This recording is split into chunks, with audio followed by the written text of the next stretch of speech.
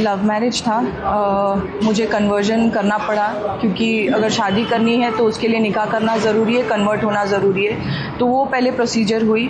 उसके बाद जैसे मैं रहते गई, एक 24 घंटा जब आप एक इंसान के साथ रहते हो तब आपको उसकी आदतें समझ में आती है और बैकग्राउंड का अंदाज़ा होता है। वैसे चीज़ें समझते आई। मैंने बहुत बार कोशिश की कि मैं इससे बाहर निकलूं, लेकिन कई बार मैंने ऐसा सोचा कि अब जब मैंने डिसीजन ले लिया है या मेरा बच्चा है तो मुझे कहीं ना कहीं कोशिश करनी चाहिए कि ये रिश्ता आगे जाए।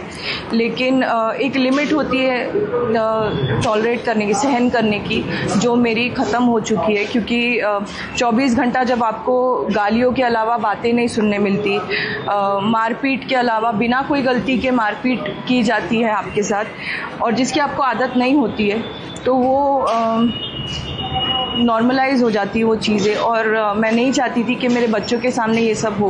ट्राई किया बहुत बार, लेकिन वो सॉरी मैनिपुलेशन के चक्कर में कई बार फिर मैं वापस गई सोच के कि जाने दो, एक मौका और दे देते हैं। करते करते 10 साल हो गए, लेकिन आज मेरी ताकत ख़त्म हो चुकी है। आपने कहा कि लव मैरिज किया था, लेकिन जिस प्रकार से आपको मैनिपुलेट किया, आपको लगता है कि एक लव जिहाद का एक आपका मामला है? डेफिनेटली है।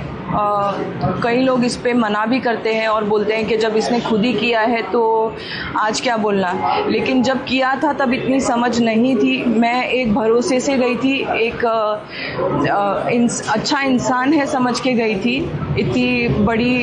इतना बड़ा डिसीजन मैंने लिया था, नहीं तो मैं नहीं लेती। तो ये सारी चीज़ें इस धर्म में डेफिनेटली होती है। शादी से पहले क्या करती थी आप? शादी से पहले आप क्या करती थी? इनके संपर्क में कैसे आए? शादी से पहले जब मेरी शादी हुई तब मैं पैजेंट्री में थी और ट्रेनिंग ली थी। मैंने मास्टर्स किया हुआ है, डिप्लोमा एंड मास्टर्स किया हुआ है एविएशन में। उसके बाद तुरंत जब मैं 20 साल की थी, 20-21 साल की थी, तब मेरी शादी हो गई। और शादी के बाद से लेके आज तक मैं हाउसवाइफ थी, घर पे ही थी।